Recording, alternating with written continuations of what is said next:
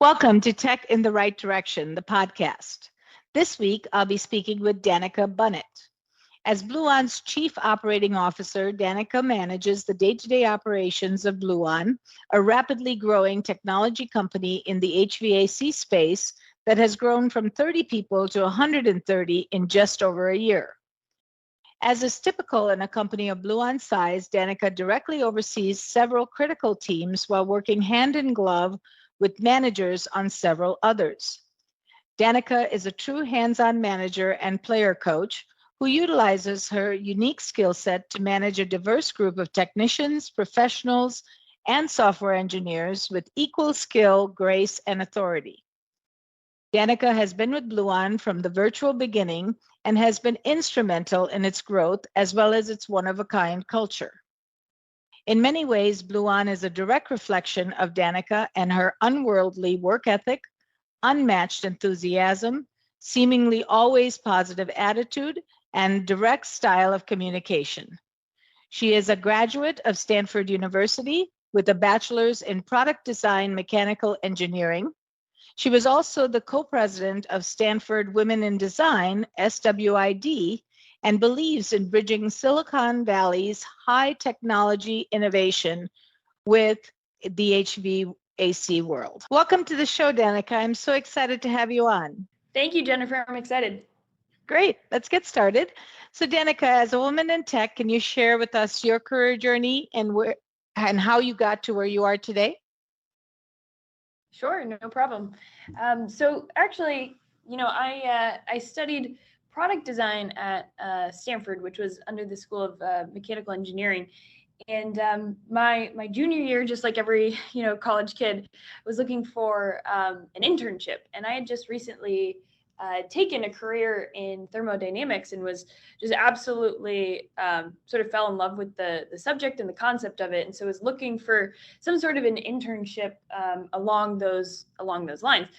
And through various connections, I heard of this company, Bluon. And at the time, we were manufacturing a replacement, an environmentally friendly replacement for R22 or Freon refrigerant. And I thought, wow, that is super interesting. I want to get involved there, and did an internship my junior year and never left. And so I've been with the company since 2017, and really experienced sort of this incredible evolution. We started as a physical refrigerant product, but I've grown into an app and a web-based platform, and I can walk through sort of that journey. But when I first started, we were less than 10 of us, I think 6 of us at the time, in Sacramento out of a warehouse, and now we're right about 150 people, and have developers and technicians and designers and just a really amazing team. And watching that growth over the last few years has just been a really, really incredible experience. That's great. Wow. So your family always encouraged you to build and repair things with your hands at a very, very young age. Tell us what that was like. Right. So, I think I had a really interesting childhood.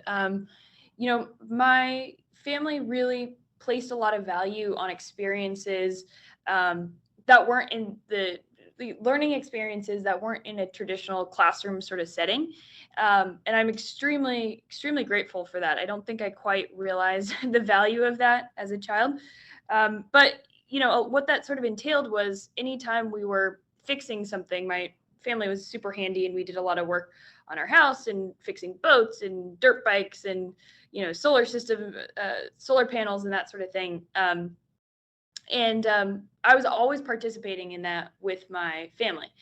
And so what that allowed me to do is sort of build a framework for how things work in the world and kind of get a mechanical intuition, which in college, I think the value of that was really high, just because it gave me a way to think about the physical mechanical world in a way that was practical, right? Which I could then tie the math and the science behind, but I could think about it practically. And I think that really encouraged me to have confidence in those subjects. I didn't go into Stanford thinking I was going to be in the engineering field, I thought, maybe I was going to be a doctor or something else. But what I realized was the experiences that I had growing up really sort of created that pathway for me to excel within that lane. I just hadn't quite realized it at the time. I love that. I love that your family really wanted you to have experiences. I think that's where you really learn, and you learn to implement things. Plus, when you said, when you started with Bluon, it was a different experience, and now you've grown so much and automated so much. And automation comes from really understanding the foundation physically without the automation. And then you can build a true automated product. Would you agree? Absolutely. But I think, so the really interesting thing about Bluon is we completely pivoted, which was really an interesting sort of thought challenge over the last few years. So one of the things that we did, we had this refrigerant product, and we realized that these technicians that were, controlling all this HVAC infrastructure in the US were just under-supported and didn't have a lot of tools and resources. And in rolling out the product, we realized this. It was sort of our big aha moment. And we started creating tools that would help with the refrigerant product adoption. We started rolling out these software-based tools to help in that.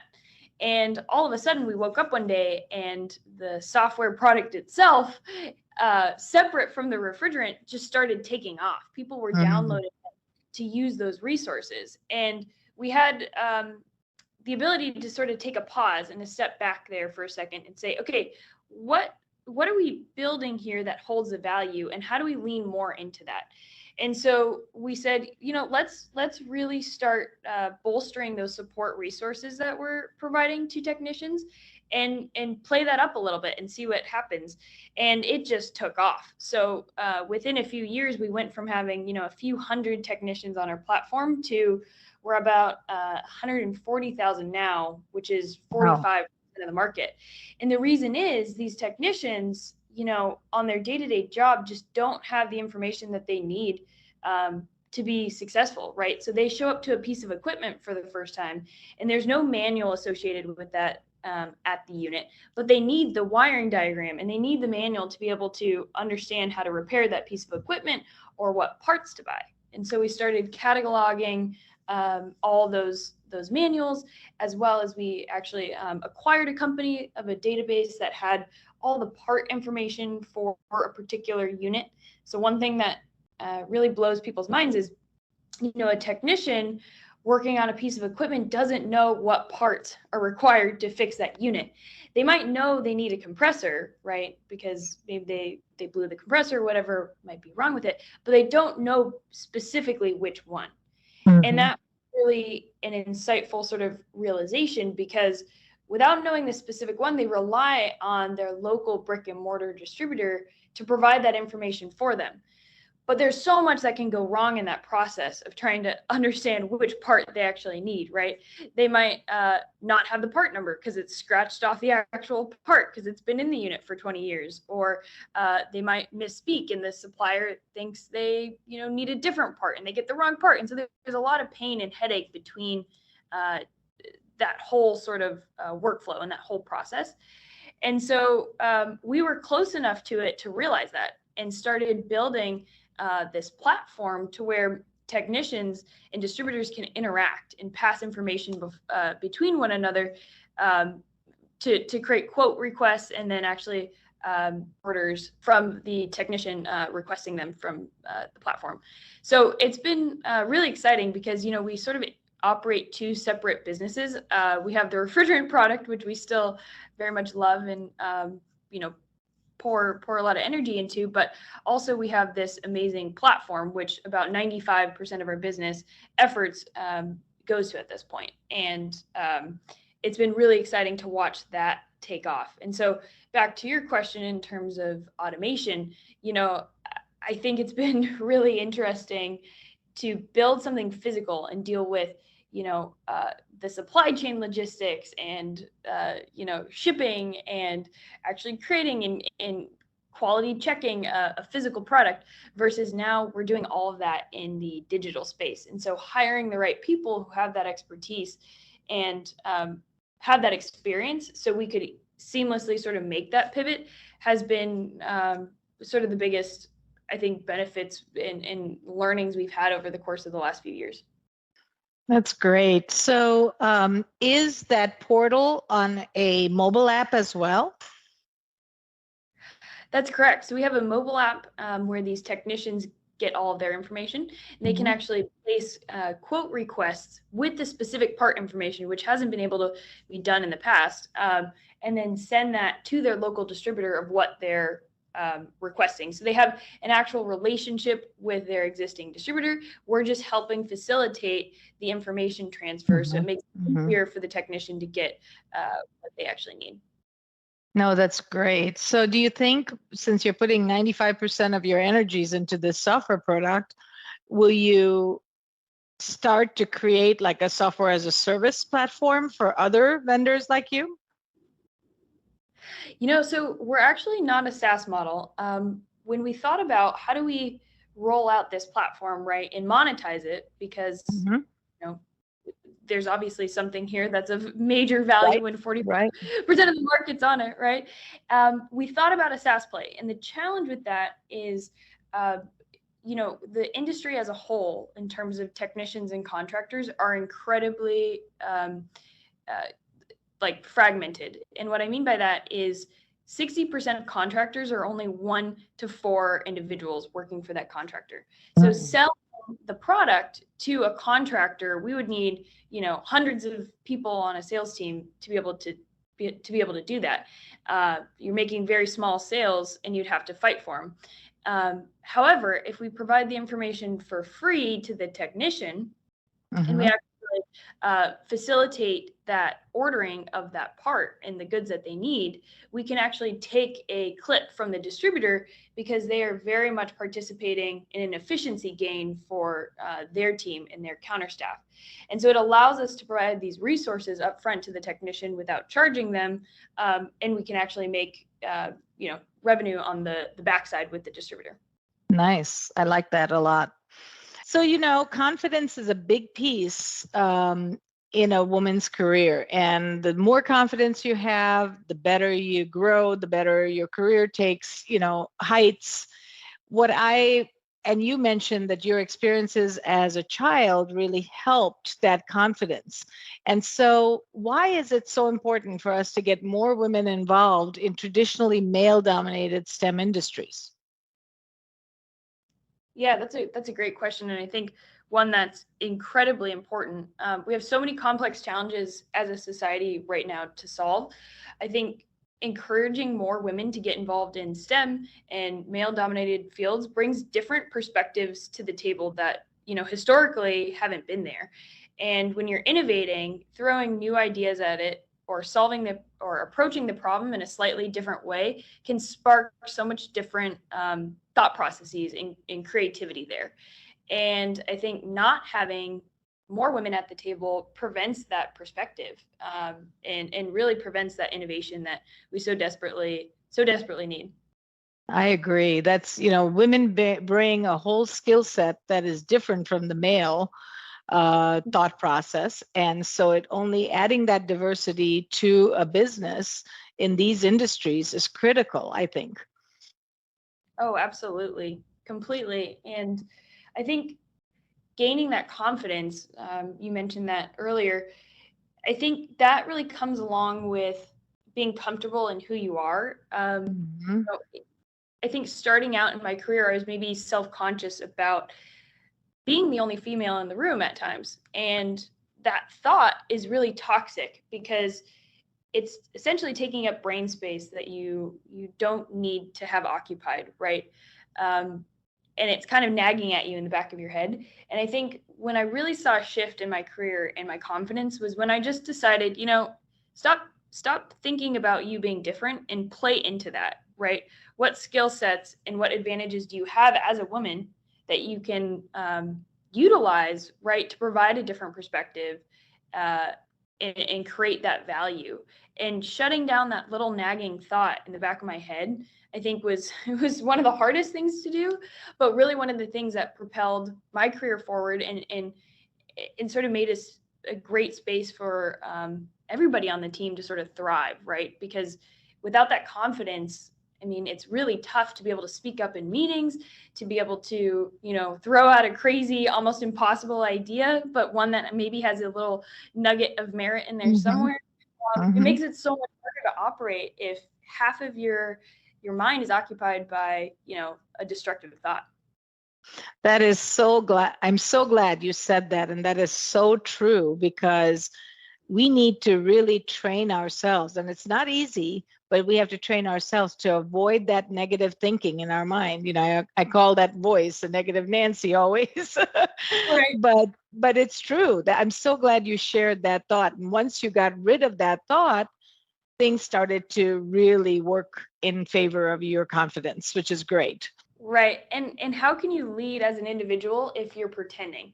Right. For me, that's so hard. I mean, I can't imagine pretending or trying to put on an act or, a face when I'm not being genuine to myself. People see right through that. And I think one of the things I've learned and really practiced over the last few years as we've grown the team in such a big way is being genuine.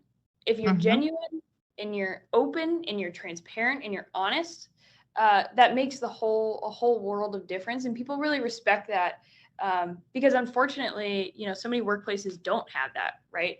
And they're used to being sort of,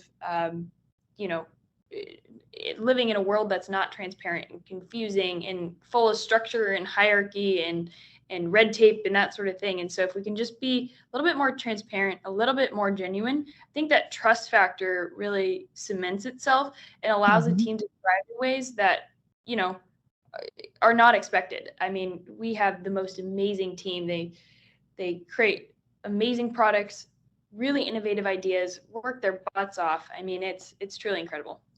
That's great. That's great. And you're so right. It is so, so important to just have a culture in your organization of authenticity. I mean, when you say be genuine, be transparent, authenticity is so important. I love Brene Brown, and she talks so much about being vulnerable and being authentic. And, it is something really, really to keep in mind.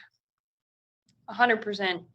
Yeah. And how can you expect people to trust you as a leader? Our CEO, Peter, and I, that's one of the biggest things that we always mention. It's, on our wall, all of our values. And one of them is sort of that trust factor, right? And there's no hierarchy when it comes to a good idea. And that's something we plastered up there. And the reason being is we all have this trust in one another that, to lean on one another to come up with that good idea or to hear somebody out when it might be, a complete moonshot, crazy idea that could never be executed on, but maybe it spurs something for somebody else. And so when you create that environment for those ideas to flow, then it's a perfect kind of breeding ground for innovation. And that's what we've really tried to lean into, but it all starts at that trust place. And so if we can't be genuine, both Peter and I leading the team, then how can we expect anybody to have the confidence to speak up and to trust one another and to trust us to hear out their ideas? So it all sort of starts from leading by example, right? Yeah, absolutely. That is so great. Now, your experiences as a female executive, is there anything that stands out that makes you who you are today? When I first started leading the team, I mean, we sort of grew incredibly quickly. We have all different perspectives and dynamics on the team. It's really interesting. We have technicians that, have been in the field and are the most amazing people, but, that's primarily a male-dominated industry, right?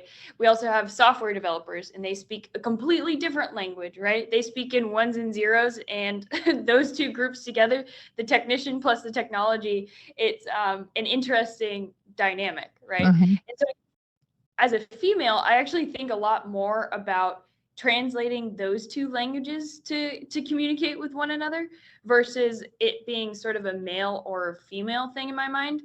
However, that translation of explaining, a technician focused idea to a developer or to a marketing team, that shift of how is this going to resonate to that other group so that they can understand it and execute on it, I think plays really well with how do I communicate as a female to my male counterparts in a way that they understand too.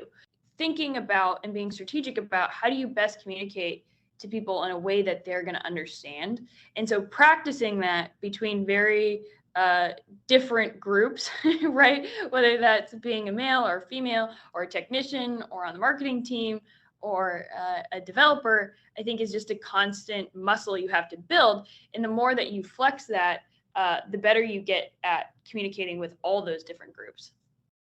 Yeah, that's so true. That's a whole different learning experience, that the communication has to be done in a format that everybody understands it, which is, not always easy, because now everybody's speaking different languages.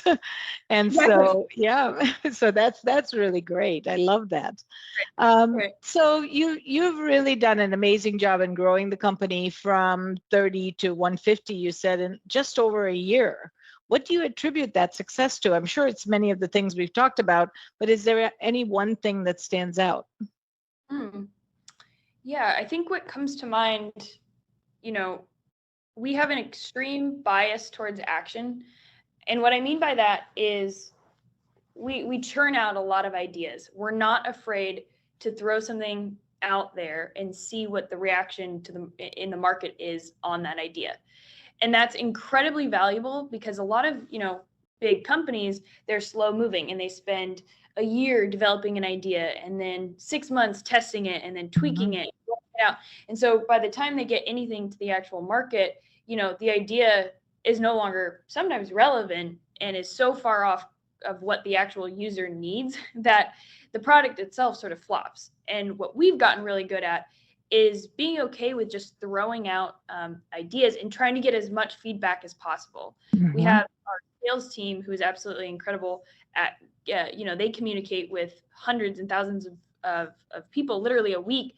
Our member experience team, which is sort of our customer service support crew, they're gathering all of this feedback. And so we have this like research team that's able to extract little nuggets of insight on how the market reacts to our product and how our users enjoy it or don't enjoy it. And then we take that feedback and really quickly churn that out into the product. And so then they see their ideas becoming realized very quickly. I think is sort of the whole ball game of why we've been able to innovate so quickly, is because we're not afraid to throw not a 100% perfect product out there. We're able to really test it and to get interactions with it so that we can make the right decisions to make it perfect. Does that make sense? I love that. Yeah, I love that. So, you can get analysis paralysis and just keep testing and keep thinking, oh, I'm going to improve it before I release it. And really, the true proof of the pudding is when you put it out there and your end users are using it.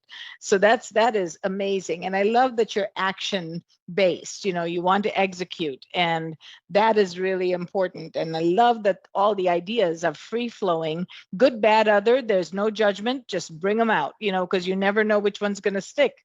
So I love that too. That definitely speaks a lot to your leadership as well. Now, that kind of relates right into culture. So what is the culture at Bluon? And I understand it's unique. So can you share a little bit more? Absolutely. And I think, this is another reason for why we've been able to grow so quickly, is we have a very strong culture. So we actually have these values printed out in our office. And they're in our conference room. Everybody looks at them all day, every day. And they're not just some, like corporate, this is what we believe in, but people really embrace them. A few that stick out to me as being really big. Gratitude. We practice that as a company as a whole every day. We're asking the team to pull off some really tough stuff. This is not easy, right? They're not working 9 to 5 jobs and putting it away for the day and checking out and coming back in the morning. It's a lot of work being done. And it's not always easy. So having that gratitude for your teammate, for your coworker, really is sort of the foundation and the thing that holds all of it together. Because if you get snippy occasionally or you get frustrated, if you come back to that place of gratitude of I'm really thankful for my teammate for pointing out this flaw in what I was thinking about. While that might be frustrating in the moment, if you can have that sense of gratitude for that actual action, then it makes all that sort of frustration dissipate. We really encourage the team to practice that. The other thing, and I mentioned this earlier, is there's no hierarchy when it comes to good ideas. That is so foundational. It's tough to even describe. I mean, most of the ideas that we get actually come from fresh perspectives, meaning a member of one team takes a look at what a different team's working on and says, why are we doing it that way? Have we thought about doing X, Y, Z? And while that idea itself might not be the thing we end up with, it sparked a line of thought that forced us to go down a rabbit hole we weren't looking at, right? Or we were. For example, we just hired a technician on our HVAC tech on our team, and we were rolling out a new version of the app soon, and we realized, and he actually pointed out, it'd be a lot better if we just flipped this and did it differently. And we actually ended up pausing things and redesigned that portion based off of his feedback. And he was on the job for 2 weeks at that point. But I think having that openness allows people to call out blind spots. And when you're moving so quickly, which we are, there's going to be stuff that slips through the cracks or we don't see. And so if you create that environment where that's encouraged, then nobody feels uncomfortable to speak up or maybe, self-conscious about that, or, don't want to bring something negative to the table. In fact, we actually celebrate that. So that's great. That's a secret to the culture. That's great. How did they share their ideas? Is it through a suggestion box? They are vocal about it? How do they share them as they come up? It's really sort of real time. We have a lot of meetings, but we love interacting with the team, both Peter and myself. So, we're not just being reported to. We are very much in the weeds with the team, brainstorming things out. So we have, probably 3 or 4 sort of brainstorm, free-flowing meetings a day. And those typically involve a whiteboard and a topic, and we just see what happens. That's great. Right.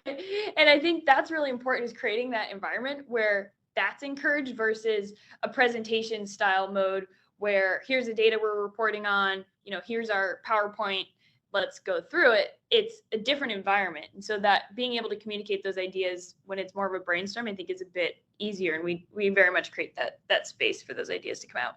That is great. I love that. And, you are an amazing leader and you have such a hands-on approach. Share some tips, and you just did, for one, you have 3 to 4 brainstorm meetings a day. That's a lot of time that you have to put into that, but because you believe in it, it's worth it. So what are some of the tips that you ensure to use that gives you that feeling that your team is growing and thriving? It's a great question. I think one of the biggest things is just leveling with people and having open and transparent conversations with everybody on the team. We're incredibly transparent, and I keep coming back to that word because we definitely like to communicate in a way that everybody sort of knows what's going on and what our main North Star is, because we do pivot a lot and we do evolve because of that feedback that I mentioned earlier. And I think not being afraid of that transparency is huge. I think it can be easy as the team grows to want to create silos of information and to sort of shut down communication. But I think what that inadvertently does is shut down linkages between various teams and stops that innovative spirit. Even though it can be easier at times to not share too much with the team, I think hurts you in the long run. And so we really, really focus that as being a big thing. The other thing is, we have so many people here with different perspectives. And so encouraging that cross-team collaboration because of those different backgrounds, I think has been really beneficial. And I'd encourage anybody to do that. I mean, we have meetings all the time with both developers and technicians sitting in the same room, hashing details out together of what, people in the field would want to see versus what we can actually build. I think in a traditional structure, right, the technicians would bring up some ideas that would get passed along. Development would then, spit out a few ideas, but it would be a little bit different, and then send it back to the techs where, that ping pong process, I think, is really slow. And I think you start to kind of inch away from the core idea at hand. And I think putting everybody in the same place and just hashing it out with the different backgrounds, I think is really beneficial. I completely agree with my teams. The cross-team collaboration is so critical between operations and sales, because a lot of times sales is promising something that operations has to deliver and they don't know anything about it. Right. So putting them into a room and making sure that they all are on the same page made such a difference in my organization as well. And the transparency is definitely something everybody should do, because it makes people feel like they're part of something bigger, that they're not just a number within the organization. Oh, I'm so glad you brought that up, because purpose is a really big deal, and it's really central. That's another thing that we have printed on our wall, is we all are invested in making the world a better place. For the industry, for the environment, whatever it might be, we need to be rooted in that mission that's bigger than ourselves. Mm-hmm. And I think all of us being service to other people, honestly, that's one of the things that we weed out in the interview process, is making sure that people are service to others versus service to self.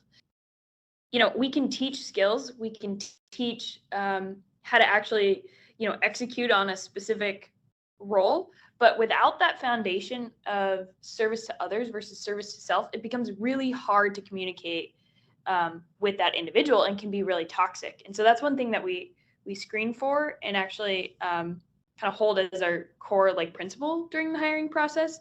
But it allows for that communication and that cross-team collaboration to thrive, like you were describing. Yeah, no, that's so true. The service to others is that humility and that servant leadership that, we have to all practice every day. It doesn't matter what level you're at. I always listen to everybody on my team, because their ideas matter, their thoughts matter. I mean, all of those things, are, I think, innate in women too, bringing that collaboration between the teams, and listening and collaborating with everybody. And I love that you said gratitude. We start all our meetings with everybody going around the room saying what they're grateful for today. And, sometimes it's Friday, and sometimes but it gives them a whole different mindset, right? It puts you into that mindset of gratitude that says, wow, I am so grateful that I am where I am today. 100%. That's so true. And it also makes people realize that they're working with other humans, right? Whole humans, not just, people who perform this specific role, but to know on a really deep level. Right. I think when you're moving really quickly and you're trying to make the, impossible happen, there's going to be hurdles and challenges that are going to require everybody to come together and put in a lot of extra effort. And so when people at that individual level, it becomes easier to ask that. And you don't even have to ask it at a certain point, because everybody wants to chip in and help out 100%. Sounds like you have an amazing, amazing team. So in closing, Danica, tell me, what is your favorite place that you've traveled to, and why? Oh, I love it. Man, actually, I spent a lot of time in Italy quite a few years back, and actually lived there for a few months, and really loved both the culture there of sort of slowing things down and appreciating good food and art, history of all of that. I really loved it, and hope to go back soon. I haven't been back in a very long time, but just appreciating sort of the culture and the language. And I think here at least in the US and what I'm caught up in now, things move very quickly, and it can be easy to sort of put the blinders in and be very mission focused. And I was so blown away in Italy how, you just wander around and check out art and around the streets and pick up a espresso, and it's very laid back but intentional to try to incorporate some of that, into life. It's critical. Yeah, it's critical because I love Italy as well. And, we ate 3-course meals every day and never gained an ounce. And I love that because we walked everywhere. We had that relaxed mindset where, like you said, you look at art, you look at beauty, you look at the architecture, and you're just like, wow, your ideas start flowing, you feel better. It's amazing. I completely agree. But you have to promise you have to go back there because I think you're working too hard. Too many hours. It's never work if you're loving it. That's true. That's true. Yeah, I think you did touch on something there though. That's really important. I mean, it can be so easy to just like grind it out, right? Work 12 hours, whatever it might be, to try to get that thing done. But if you're not in the right brain space to do it, you're like banging your head against the wall. Right. Right. A tough learning curve, and I've had to hone this over the last few years, is knowing when I need to just get outside. I joke that I'm solar powered, and I get a lot of energy out of just being disconnected for a bit and in nature. And so taking the opportunity to do that so you can create that brain space to then go have a good idea and go bang out all that work, I think is essential. But it's so challenging to take that first step to just shut it down for a bit when you're in need of a break. I tell you from experience, I've been there, and I've, just when you're passionate about what you're doing, it doesn't feel like work, but you keep going and going and going and going, and you need that break. And when you walk outside and you see the sunshine and you smell the roses, you get all different ideas too. So it is very important to do that. And it took me a long time to figure that out. So I'm glad you're seeing it already. It's tough. It's never easy. It's a practice, right? It's not That's right. One day you wake up and you do it now, but you have to keep working at it. That's right. Well, Danica, this was such an honor, such a pleasure. Thank you so much for being on the show. Please share with our listeners how they can get a hold of you. Excellent. Yeah, and thank you for having me on. I really enjoyed our conversation. And so in terms of getting a hold of me, so I don't actually have any social media. So that's okay. You don't have time for that. I don't have any of it. So right. I do have LinkedIn. That's the only thing I do have. So you can reach out to me there. But I think that's probably the best way. Okay, great. Well, we'll post that information in the notes, in the show notes. But again, thank you. It was such an honor and such a pleasure to learn from you. I know many women will be listening, and you will help many, many women build that confidence and get to new heights in their career. So thank you so much. Well, thank you so much, and it's been a pleasure. Thank you for listening to Tech in the Right Direction. Please take a minute to subscribe or follow so that you never miss an episode. Also, don't forget to like, share, and comment. Thank you. See you next week. From IT skill enhancements to end-user adoption training, Directions Training is your resource to help optimize the effectiveness of your technology investments. Over 500,000 students have taken advantage of our wide selection of technology and business training solutions covering the most popular applications today, such as Microsoft 365, Azure, Windows 10, and more. As a podcast listener, we invite you to take advantage of an exclusive offer. Receive 30 days of free access to our Microsoft official curriculum on-demand courses for IT professionals or end users. Visit us at www.directionstraining.com/podcast to claim this offer today. Hurry, this offer is only available for a limited time. Success is a journey. Ask for directions.